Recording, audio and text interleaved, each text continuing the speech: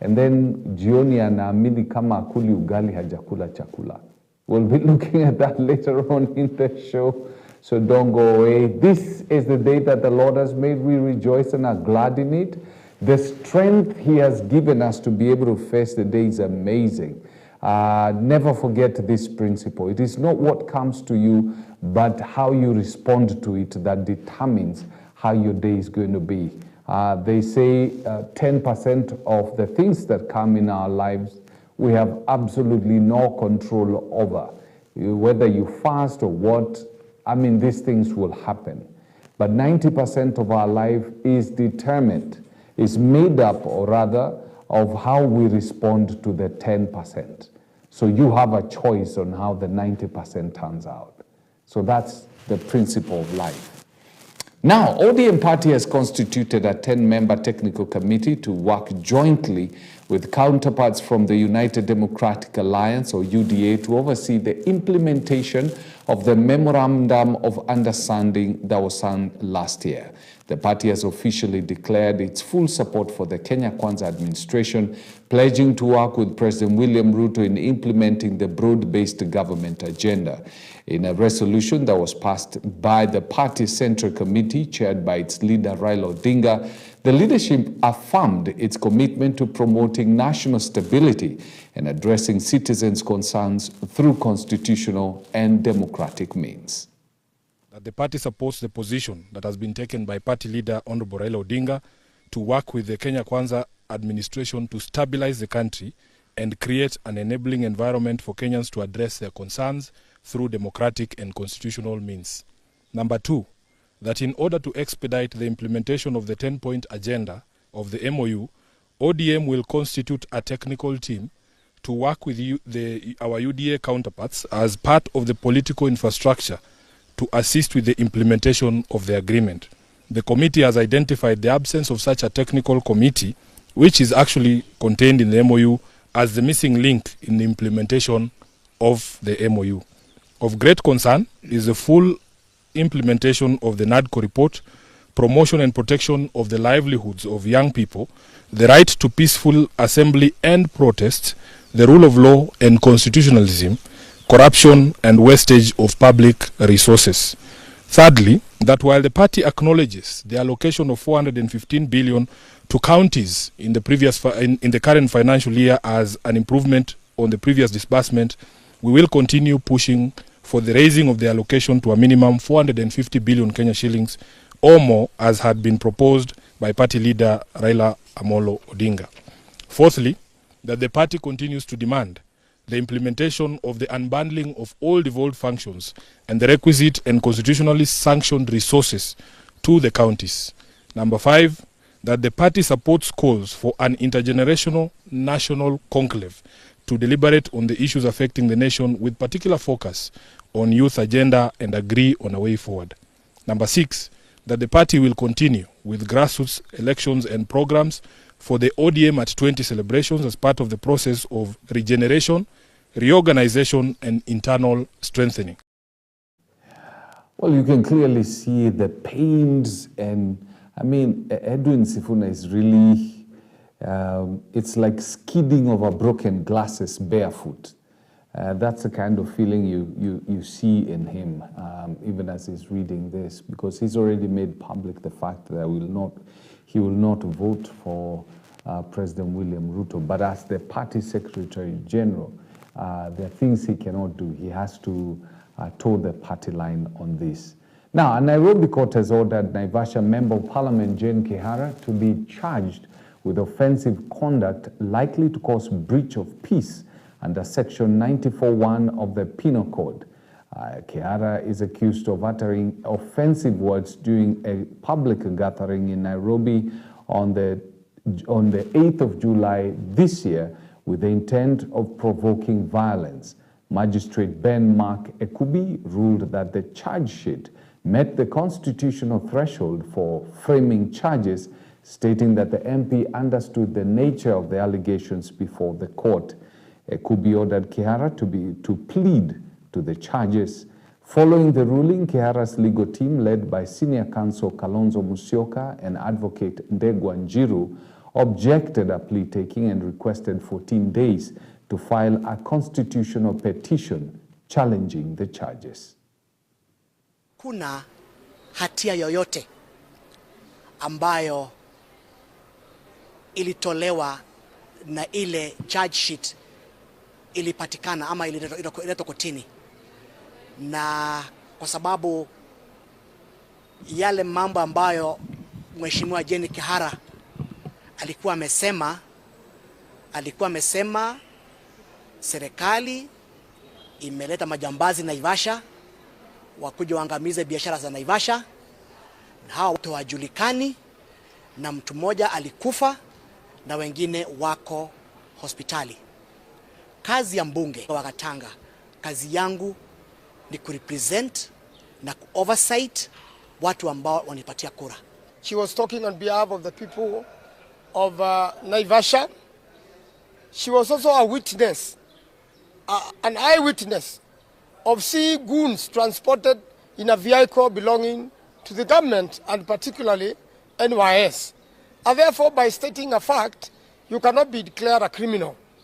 And we want to say that if every single thing said in this country is going to be criminal, I have told the courts that we are going to have so many cases that there will be not enough courts to try them, and we cannot open such gates. I've not heard who I incited, because I remember when I said what I just heard now, I was talking to you people. It was a presser. So I don't know who I incited. So I thank my lawyers. Thank you very much, team. Aluta continua. Tutaendelea kwa sababu mimi nimekuwa pale. This shooting of Sunday, I was still in that convoy. Well, those are some of the things, the landmines you have to face as a member of parliament or a politician in this country. You got to watch what you say. But let's see how the courts are going to decide this. Kalonzo says that they're going to seek a constitutional petition. Let's see what happens. Now, a week after the investigative committee on tissue and organ transplant services handed over their report to the Health Cabinet Secretary Aden Duale, where they recommended Dr. Swarup Mishra, the founder of Medihill Hospital, and 3 other employees of the facility be investigated for their potential criminal involvement in organ trafficking, Dr. Mishra has defended himself and dismissed the findings of the committee, which he claims were premeditated. The former KSS MP, who was in the company of his lawyers, says the committee finding did not in any way find proof that points to commercialization of organ transplant at the facility. The foreign donors, that is 2 types, African and non-African. Non-African are from Asia and Europe. They came with their donors, that no money and transaction or commercialization is involved, and which is affidavit and legal consent has been done. Number 2, the donors from other African countries apart from Kenya, they brought their own donors. If Mishra and Medihill is really culprit, we carry the cross. We are very aggrieved at the way the committee seems to have approached this thing with a premeditated mind, with a mind to make adverse comments about Medihill, and we are aggrieved at the way they singled out Medihill as compared to all other institutions. Well, that has been a very interesting thing. You know, it's pretty sad if what the report says is anything to go by, that they commercialized organ donations so that, you know, they were paying people peanuts and then hiving off their kidneys and selling them off to the top buyers in the world. That will definitely be something that he should go into the slumbers for. If that is proved, that is. Now, student leaders from tertiary institutions in Mombasa are demanding action from the government to solve the puzzle on higher education funding. They say that the current mode module of allocation of fund is incoherent with the needs of students. Speaking during a press briefing in Mombasa, Justus Kimutai Koech, president of the Kenya Coast National Polytechnic, said the government should heed to the demands of the students, highlighting the pains of the cost of fees and upkeep, which have become unsustainable. The deputy president, Cecilia Gishoro, echoed her sentiment, saying proper legislation should be at the core of resolving the funding dilemma. As longer as it takes, the more students derail their studies. People are deferring from schools because of this. We are paying the same amount of fee that we've been paying since. You passed through this education sector. Mulipitia system. And now, munataka kutu oppress because nyinyi mulishavuka. Our MPs wametufail. Iyo na hata sita fadhali, wametufail. Policy makers wametufail. These people are doing their own things so that ikisha umana, they now come to ground and harmonize. We are not waiting for that kuumana. Please, when you are making these policies, kujeni kwa ground, mtu consult, mtu skize, engage us, tufanye kitu mzuri, na pia sisi hatalalamika. Failure to do so, pia sisi tutalalamika. And that's why we are telling you, we are giving you an ultimatum of 3 weeks. Kujeni ground, mtu skize. Musikize shida zetu. Musikize, kwa nini help imekwama? Saizi kuna hii badge number 5260 something. Hiyo badge number saizi imekuwa nullified. The help allocation and the help disbursements do not get to us in time. It is affecting our studies. As currently we are here, most of the students are affected. They can't sit for their examinations because their help disbursements didn't get in on time. Upkeep money is being sent in selective capabilities. What are the other students who depend on help are going to do? I want you, all the policymakers, to note that we are protected under the sovereign power of the Constitution. Education is a right that is attributed by the Constitution and Article 4 and other articles in the Constitution. Most of you, I'm 100% sure you studied through the free education model. Why? Why us? Munataka tuumie kwa nini? As you can see, we have been struggling to pay school fees, and yet the little that we have been holding on to, you want to slash it. I just want to ask you, why? The solutions that we are requesting for as student leaders is that our MPs, can you consolidate the funds? MPs have CDFs, governors have CDFs, women reps, NGAF. It's okay, they are doing good things, but it's about time we see the breakdown, not just the banners. It's about time we see the effect of the ground, not just pictures and posting banners on the social medias. My other suggestion to the government is that you should listen to all stakeholders before making your policies.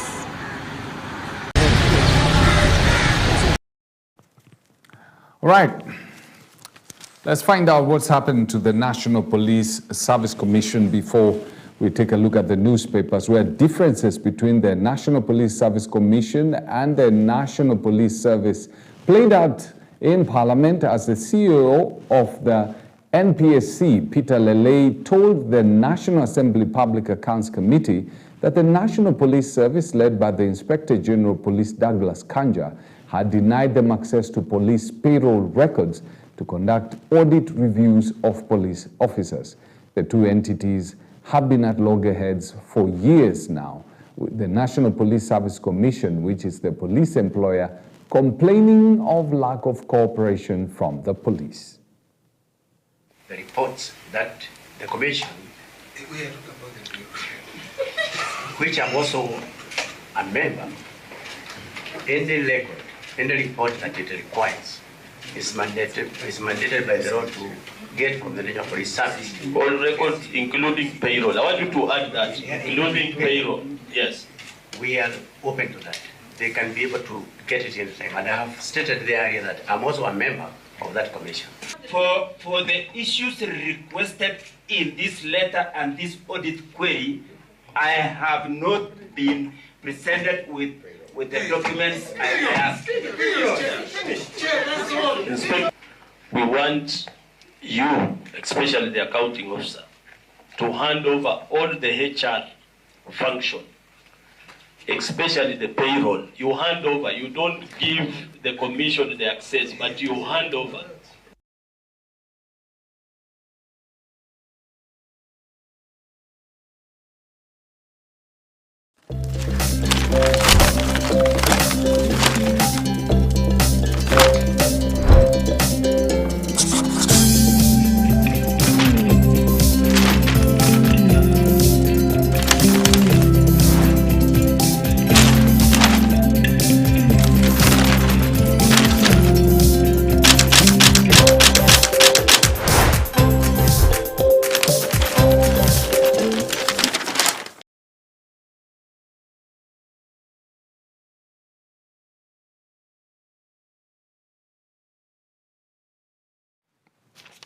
All right, let's take a look at the papers. We start off with the Star.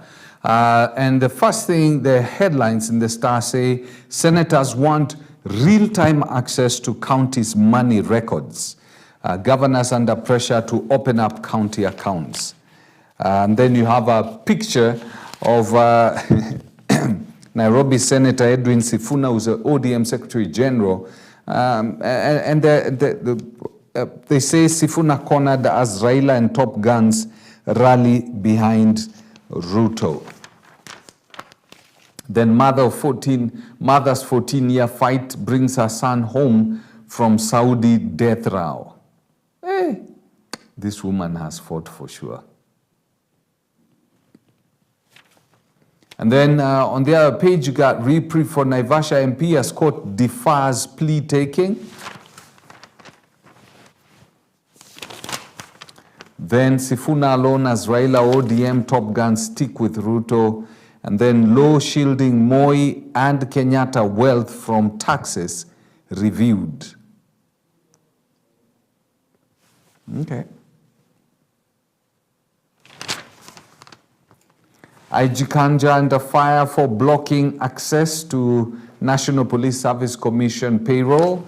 And then the back page of the Star, you got Kenya's midfield general, why Onyango will be key if Stars excuse me, had to leave a mark at Chan 2024. Then we got The Nation. This is what it screams out in its headlines. Tanzania jobs ban hits Kenyan hard. Tanzania job ban hits Kenya hard. Dodoma's move to bar foreigners from select businesses in the country will affect thousands of Kenyans, with the Suluhu regime sanction infuriating local traders and MPs who have asked Nairobi to impose retaliatory measures. Now, what kind of businesses are foreigners barred from doing? Repair of mobile phones and electronic devices.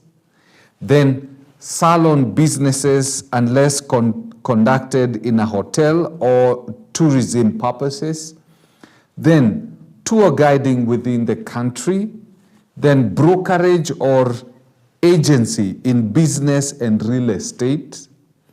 Ownership and operation of micro and small industries. So this is what the Suluhu government has passed. And quite a number of Kenyans are involved in that kind of trade. Then Mishra says, in the name of God, I am innocent. Mishra says, no organ trade claims. No, Mishra says, on organs trade claims. Then prayers, tears of joys as Steve-O makes a triumphant return. And then funds delay forces schools to close early.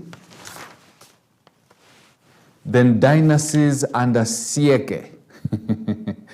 Dynasties under siege. Uhuru, Raila, and Gideon fight for political survival.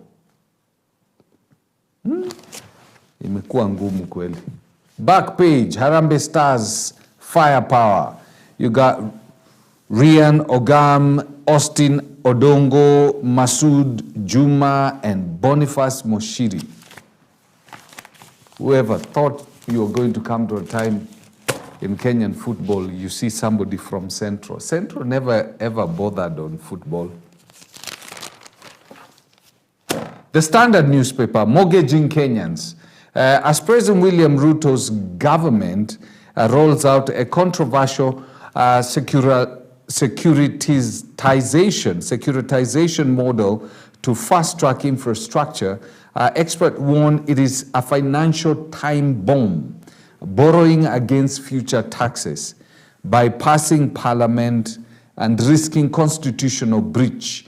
Critics call it reckless, opaque, and tantamount to mortgaging Kenya's future for short-term political optics. This is economic sabotage, says one former Treasury insider. He says, you don't tax citizens today just to gamble with their tomorrow. And that's what the Standard basically says. It highlights what the government is doing, borrowing against future taxes. It's like you say that in 2026, I believe that I will be employed by this fintech and I'll be earning 25 million. So I want you to give me a loan based on my 25 million, and then let's see how that plays out. Dang, dang, dang, dang. Man jailed 20 years for killing his wife during drunken quarrel. 4 arrested in probe on 4.8 million fake gold scam. Aki fake gold. Hey! Watu wa wash ni wengi.